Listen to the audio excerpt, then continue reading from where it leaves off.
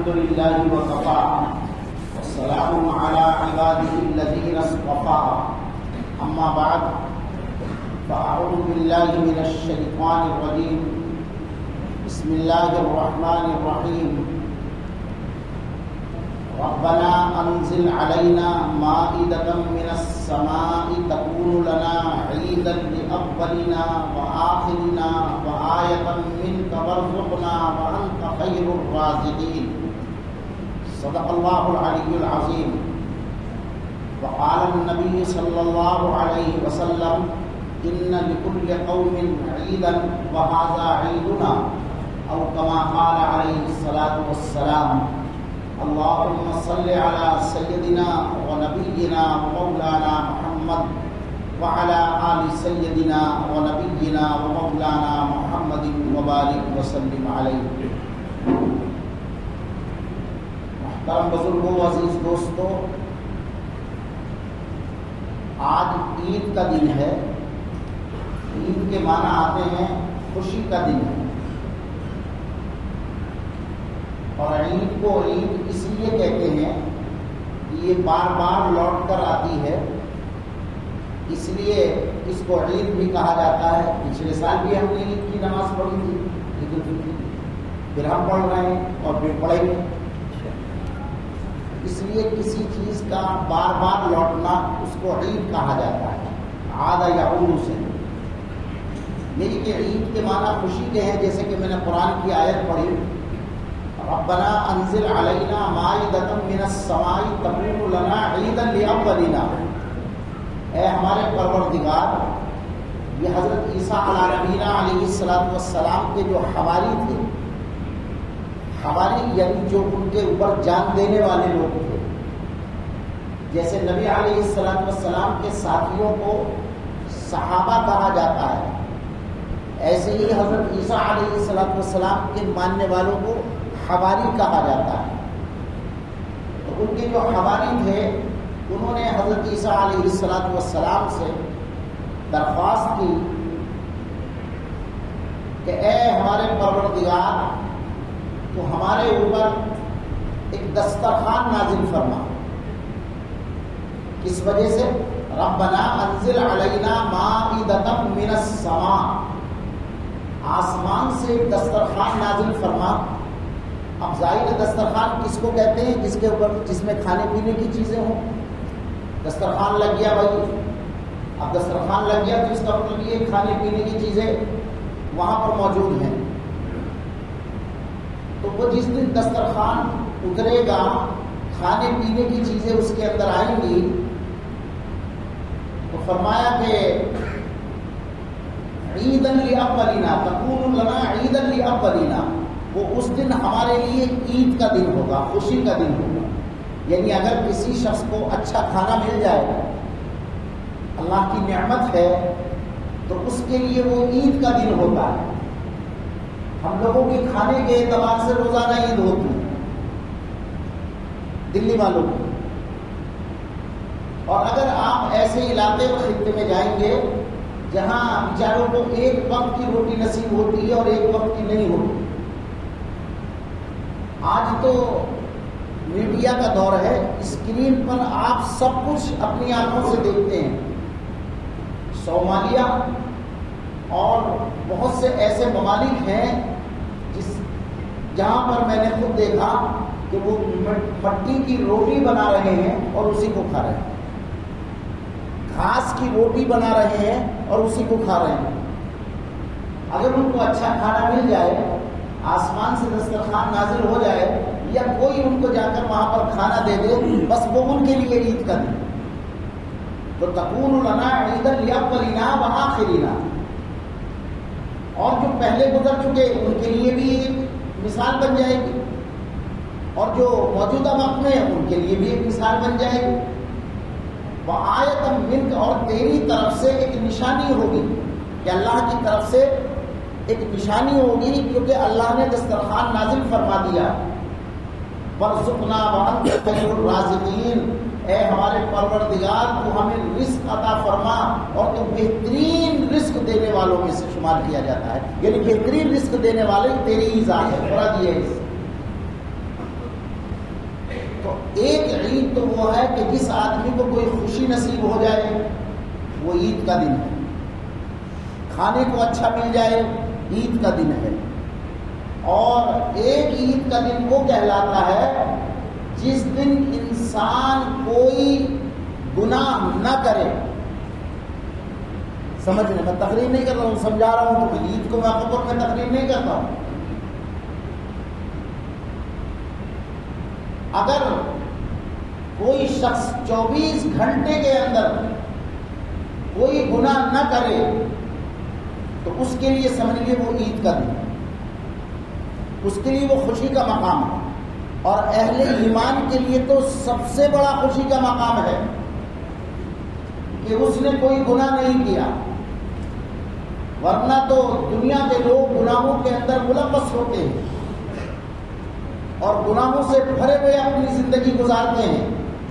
اس لیے اس کو بھی عید کا دن کہتے ہیں جہاں پر جس دن انسان کوئی گناہ نہ کرے، وہ اس کے لیے خوشی کا دن ہے. یہ خوشی اور غمی یہ دونوں ملی جلی چیزیں ہیں. انسان کی فطرت میں دونوں چیزیں شامل ہیں. بھائی جن لوگوں نے صدقہ فطر نہیں دیا ہے وہ صدقہ فطر دے دیں. باہر عظیم بھائی بھی بیٹھے ہوئے ہیں، چوراہے پہ ظاہر بھائی بھی بیٹھے ہوئے ہیں، ان کو دے. تو میں عرض کر رہا تھا کہ خوشی اور غمی یہ دونوں چیزیں علیحدہ علیحدہ اور سب کو حاصل ہوتی ہیں، سب کو ملتی ہیں. کبھی انسان خوش ہوتا ہے، کبھی غم ہوتا ہے. اللہ کے رسول صلی اللہ علیہ وسلم کا 16 یا 17 مہینے کا بیٹا حضرت ابراہیم، ان کا انتقال ہو گیا. آپ نے بچے کو گود میں لیا اور لینے کے بعد آپ کو بے انتہا اس کی یاد آئی. وہ دنیا سے چلا گیا تھا بیچارہ، اور ایسے یاد آئی کہ دل غمگین ہو گیا، آنکھوں سے آنسو ڈبانے لگے اور آپ پریشان ہو گئے. ظاہر ہے ایک چھوٹا بچہ کسی کا دنیا سے انتقال کر جائے تو فطری طور پر اس کو غم ہوتا ہے. تو حضرت سعد بن وقاص رضی اللہ تعالیٰ عنہ نے فرمایا یا رسول اللہ صلی اللہ علیہ وسلم آپ بھی رو رہے ہیں؟ تو آپ نے فرمایا کہ میرے بھی تو دل ہے، یعنی جب میرے دل کو کوئی تکلیف پہنچی، میرا بچہ فوت ہو گیا تو ظاہر ہے رونا آئے گا. اور ابراہیم کو پکار کر انہوں نے کہا یا ابراہیم انک لمحزون، اے ابراہیم تو ہمیں چھوڑ کے چلا گیا، تیرے فراق میں ہم بہت غمگین ہیں. تو یہ خوشی کا، یہ غم کا زمانہ بھی نبی علیہ الصلوۃ والسلام نے دیکھا. اور جیسے آپ نے غم کا زمانہ دیکھا، ہم بھی بہت سارے غم کے زمانے دیکھتے ہیں، پریشانیاں دیکھتے ہیں. لیکن کبھی کبھی اللہ تعالیٰ ہمیں ایسی خوشی عطا فرماتا ہے کہ ہمارا چہرہ کھل اٹھتا ہے. رسول اکرم صلی اللہ علیہ وسلم کے بارے میں ارشاد فرمایا کہ جب نبی علیہ الصلوۃ والسلام خوش ہوتے تھے تو آپ کے چہرے پر، آپ کی پیشانی پر ایک عجیب قسم کا نور ہوتا تھا، اور اس نورانیت سے پتہ لگتا تھا کہ میرے آقا آج بہت خوش ہیں. تو دنیا کے اندر انسان غم بھی دیکھتا ہے، خوشی بھی دیکھتا ہے. اور جب آقا دو جہاں سرکار دو عالم صلی اللہ علیہ وسلم نے غم بھی دیکھا، خوشی بھی دیکھی، دونوں چیزیں آپ نے دیکھی، تو خوشی کے وقت میں چہرہ مرجھا جاتا ہے، رونا آتا ہے غم کے وقت میں، اور خوشی کے وقت میں اللہ تبارک تعالیٰ اس کے چہرے پر رونق عطا فرما دیتا ہے. تو اللہ کے رسول صلی اللہ علیہ وسلم کے چہرے پر رونق بھی آتی تھی اور کبھی کبھی غم کے آثار بھی آتے تھے. یہ ملی جلی چیز ہے. اس کے بارے میں یہ فطری طور پر دونوں چیزیں ملی جلی انسان کی زندگی کے اندر آتی ہیں. کبھی بیماری ہوتی ہے، انسان پریشان ہوتا ہے، اور کبھی صحت مند ہوتا ہے تو انسان بڑا خوش ہوتا ہے کہ اللہ نے مجھے صحت بخش. تو آج یہ عید کا دن ہے. نبی علیہ الصلوۃ والسلام نے ارشاد فرمایا ان لکل قوم عیدا وہذا عیدنا، ہر قوم کے لیے عید کا دن ہوتا ہے، لہذا ہمارے لیے 2 دن عید کے بتائے گئے ہیں کہ ایک عید الفطر اور ایک عید الاضحیٰ. امام بخاری رحمۃ اللہ علیہ نے ایک باب قائم کیا ہے لباس کے بارے میں، اور اس میں جمعے کا ذکر بھی کیا اور عید کے لباس کا بھی ذکر کیا، اور مسائل بیان کیے آپ نے اس کے اندر۔ فرمایا کہ جو سب سے اچھا آپ کے پاس لباس ہو وہ جمعے کے دن پہنے آپ۔ حج المساکین، یہ غریب لوگوں کا حج ہے، یہ جو جمعہ ہے یہ غریب لوگوں کا حج ہے، اور ہم سب کا اکٹھا ہونا، ایک جگہ پر جمع ہونا، یہ جو میں نے جیسے جمعے کے متعلق کل آپ کو جمعۃ الوداع کے موقع پر بتایا تھا، تو یہ ان سب کا جو سب سے بہتر آپ کے پاس لباس ہو، چاہے کھلا ہوا ہو، اچھا لباس ہو، وہ جمعے کے دن آپ پہنیں، خوشبو لگائیں، عطر لگائیں، سرما لگانے کی اگر عادت ہے تو لگائیں، کوئی حرج نہیں، لیکن جب عید کا دن آئے تو عید کے دن نیا لباس پہنیں، اور نیا لباس اس لیے بتایا گیا کہ یہ اللہ کی نعمتوں میں سے ایک نعمت ہے لباس۔ سردی کا لباس علیحدہ ہوتا ہے، گرمی کا لباس علیحدہ ہوتا ہے۔ اگر کوئی شخص سردی کا لباس پہنتا ہے، سویٹر پہنتا ہے، جیکٹ پہنتا ہے، شیروانی پہنتا ہے، یا اور کوئی موٹا کپڑا پہنتا ہے، اور وہ یہ نیت کرے کہ میں اس لیے پہن رہا ہوں تاکہ میرا جسم جو ہے وہ محفوظ رہے اور میری صحت ٹھیک ٹھاک رہے تاکہ میں اللہ کی عبادت کر سکوں، تو فرمایا کہ اس لباس پہننے پر بھی اس کو ثواب ہے۔ اگر وہ گرمی کا لباس پہن رہا ہے اور وہ اس لیے پہن رہا ہے کہ اس کا بدن محفوظ رہے، صحت اس کی اچھی رہے، تو فرمایا کہ اس کے اوپر بھی اس کو ثواب ملے گا۔ تو لباس گرمیوں کا پہنے، سردیوں کا پہنے، خوبصورتی کے لیے پہنے، سب کی اجازت ہے، لیکن ہاں اس لباس کو منع کیا گیا ہے جو لباس دوسرے کو حقیر سمجھنے کے لیے پہنا جائے۔ میں تو اتنا قیمتی لباس پہنتا ہوں، اس کا باپ بھی ایسا نہیں پہن سکتا جو میں نے پہن لیا۔ اگر یہ جملے آپ کے زبان سے نکل گئے تو یہ آپ کو زمین کے اندر دھسا دیں گے، یہ جملے اتنے خطرناک جملے ہیں۔ اچھا، اگر زبان سے نہ بھی نکلے اور دل کے اندر انسان کے یہ پیدا ہو جائے، ارے میرا لباس دیکھو، تکبر والا لباس جس کے اندر بڑائی آ جائے، اور جب تکبر والا لباس پہننے والا انسان بن جاتا ہے تو گویا کہ وہ دوسرے کو حقیر سمجھتا ہے، اور جب وہ دوسرے کو حقیر سمجھتا ہے تو پھر کیا ہوتا ہے؟ اللہ تبارک و تعالیٰ پھر اس کو اس کے کبر کی وجہ سے اس کی پکڑ فرماتا ہے۔ لہذا لباس جو پہنا جائے یہ عاجزانہ انداز میں پہنا جائے۔ آپ چاہے کتنا ہی قیمتی لباس پہنیں، بہترین لباس پہنیں، اس کی اجازت ہے، لیکن اس کی اجازت نہیں ہے کہ آپ کے دل کے اندر بڑائی پیدا ہو، کبریا، اور آپ اپنے آپ کو بڑا سمجھنے کی کوشش کریں۔ تو عید کے دن آپ کو اللہ نے اگر نئے کپڑے دیے ہیں تو وہ پہننے چاہیے تاکہ اللہ کا شکر آپ ادا کر سکیں۔ ایک خوشی ہوتی ہے جسمانی، یہ جسمانی خوشی ہے اچھا لباس پہننا، اور ایک خوشی ہوتی ہے روحانی۔ روحانی خوشی یہ ہے کہ ہم نے 1 مہینے تک روزے رکھے، اللہ نے ہمارا افطار کرا دیا، عید کا دن آ گیا، ہمارے اندر تقوی کی صفت پیدا ہو گئی۔ یہ روحانی صفت جس انسان کے اندر آ جائے، روحانی قوت جس انسان کے اندر آ جائے تو وہ کامیاب انسان شمار کیا جاتا ہے، اب چاہے جسمانی طور پر ہو یا روحانی طور پر ہو۔ نبی علیہ الصلوۃ والسلام نے ارشاد فرمایا، ایسا مومن جو قوی ہو، جملوں پہ میرے غور کرنا، ایسا مومن جو قوی ہو وہ بہتر ہے اس مومن سے جو ضعیف ہو، یعنی جس کی صحت اچھی نہ ہو، جو اپنی صحت کا خیال نہ رکھتا ہو، اس مومن کو نبی علیہ الصلوۃ والسلام نے پسند نہیں فرمایا۔ اپنی صحت کا خیال رکھنا انتہائی ضروری ہے۔ آج ہمارے بچے نشہ خوری میں، چرس میں، گانجے میں اور نہ معلوم کیا کیا الائے بلائے کھاتے ہیں، جس کی وجہ سے ان کی صحت برباد ہو رہی ہے۔ اللہ کے رسول صلی اللہ علیہ وسلم نے فرمایا مجھے ایسا مومن پسند نہیں جو بہت لاغر اور کمزور ہو، بلکہ مجھے ایسا مومن پسند ہے جو بہت طاقتور ہو، اور جو مومن طاقتور ہوگا اس کی نسبت اسلام کی طرف کی جائے گی۔ اس کا مطلب یہ ہے کہ اگر مومن ابھی ہے تو اسلام ابھی ہے۔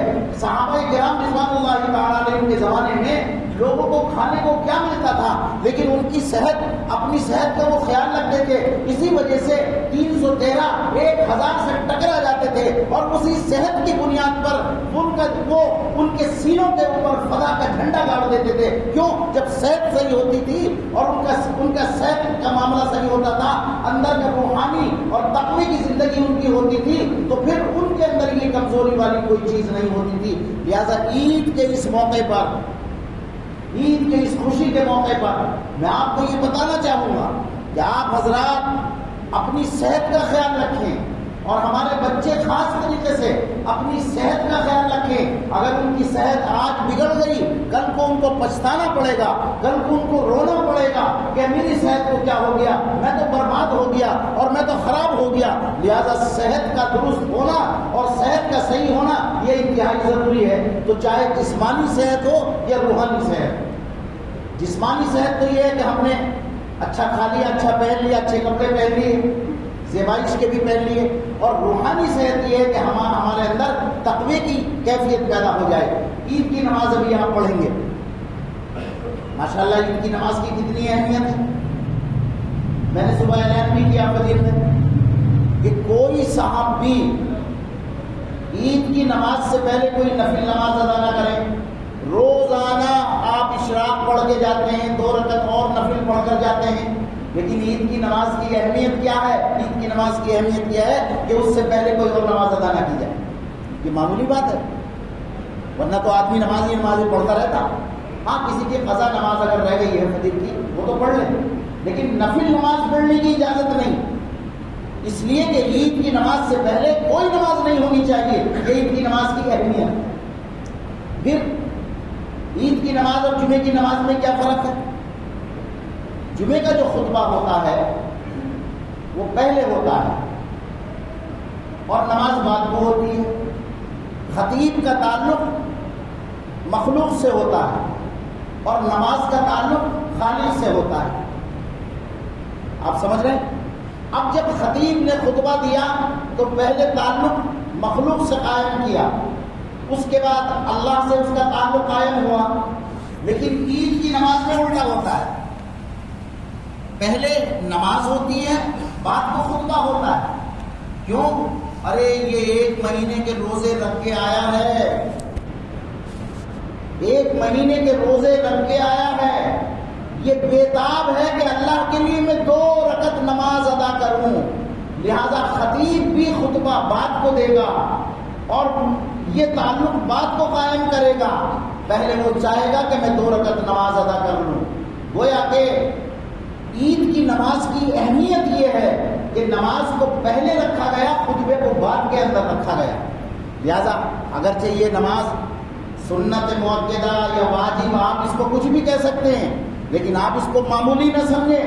آج یہ 2 رکعت نماز ادا کرنے کے لیے جو آپ آئے ہیں یہ معمولی بات نہیں ہے۔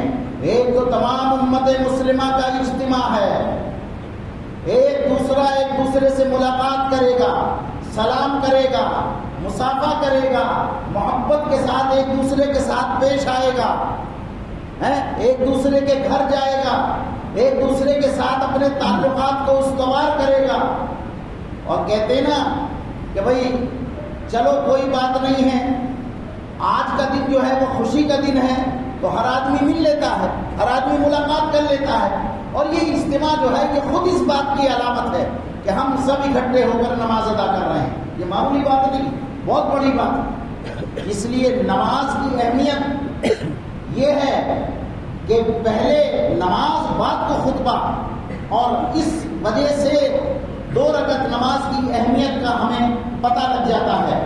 پھر نبی علیہ السلام نے عید کی نماز پڑھ کر خوشی کا اظہار کیا۔ ایسا نہیں کہ خوشی کا اظہار نہیں کیا، آپ نے خوشی کا اظہار کیا۔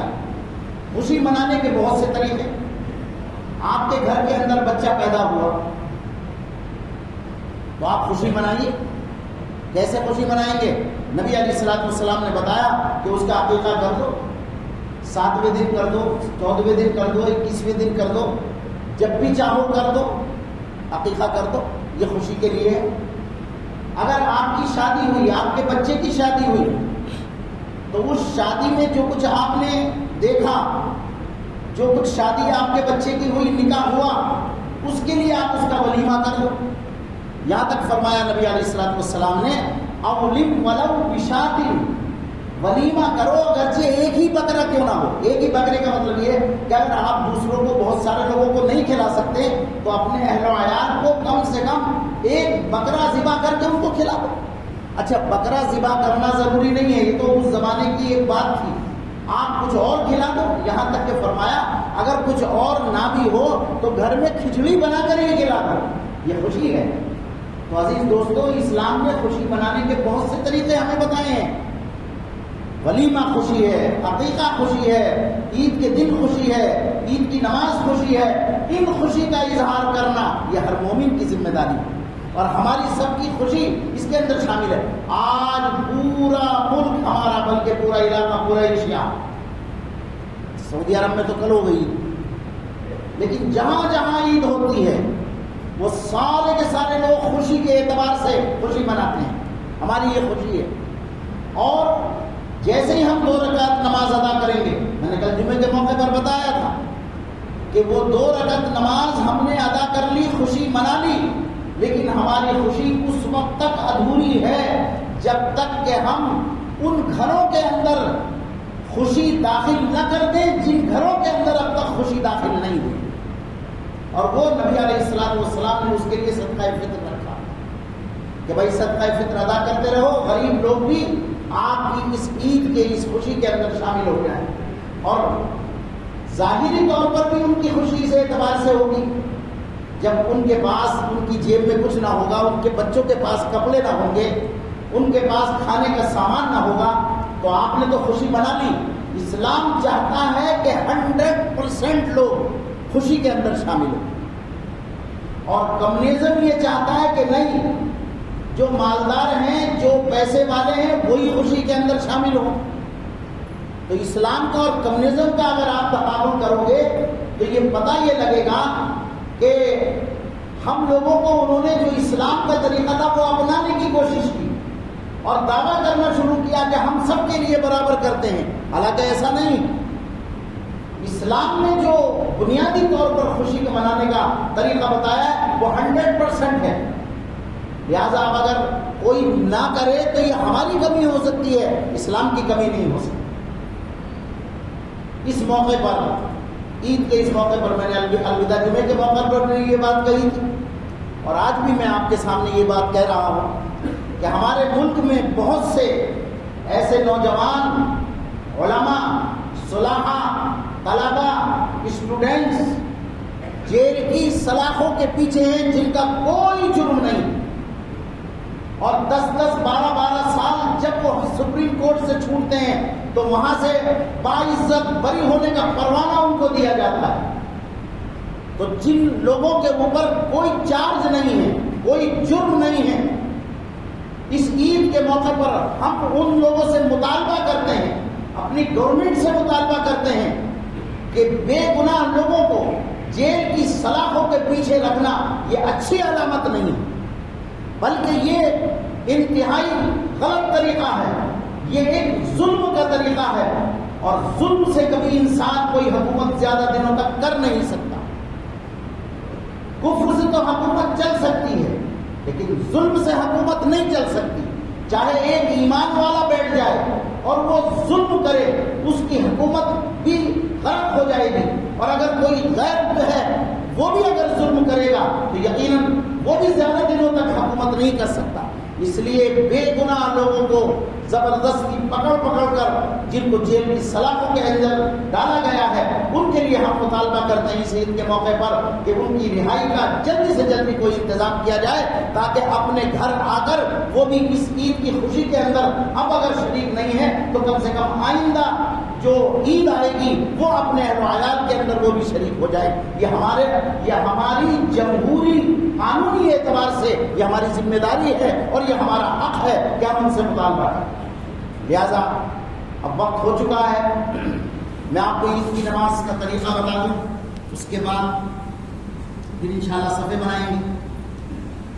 2 رکعت نماز عید الفطر واجب زائد 6 تکبیروں کے واسطے اللہ تعالیٰ کے منہ میرا کعبہ شریف کی طرف پیچھے اس امام کے. اب یہ پرانی اگر اردو چھوڑ دو تو اور زیادہ اچھا ہے کہ منہ میرا کعبہ شریف کی طرف, کعبہ شریف کی طرف کو میرا منہ. اگر ایسے آپ اردو کہہ لو کوئی حرج نہیں, لیکن وہ زبان زد ہے سب کے, تو اگر وہی کہہ لے تو کوئی حرج نہیں. اور پھر اس کے بعد 2 رکعت نماز عید الفطر واجب زائد 6 تکبیروں کے واسطے اللہ تعالیٰ کے منہ میرا کعبہ شریف کی طرف پیچھے سے امام کے اللہ اکبر نیت باندھ لی. سبحانک اللہم آپ بھی پڑھیں گے, امام صاحب بھی پڑھیں گے. اس کے بعد جب ان کا سبحانہ پورا ہو جائے گا تو پھر وہ تکبیر کہیں گے اللہ اکبر, ہاتھ چھوڑ دیں گے. پھر تکبیر کہیں گے اللہ اکبر, ہاتھ چھوڑ دیں گے. پھر تیسری تکبیر کہیں گے اللہ اکبر, ہاتھ باندھ. اب سورۃ فاتحہ پڑھی جائے گی, اس کے ساتھ سورت ملائی جائے گی, رکوع ہوگا, سجدہ ہوگا, پھر کھڑے ہوں گے, سورہ فاتحہ پڑھی جائے گی اور اس کے ساتھ سورت ملائی جائے گی. اب رکوع میں نہیں جانا. رکوع میں جانے سے پہلے کیا کرنا ہے؟ اللہ اکبر, ہاتھ چھوڑ دیں گے. اللہ اکبر, ہاتھ چھوڑ دیں گے. اللہ اکبر, ہاتھ چھوڑ دیں گے.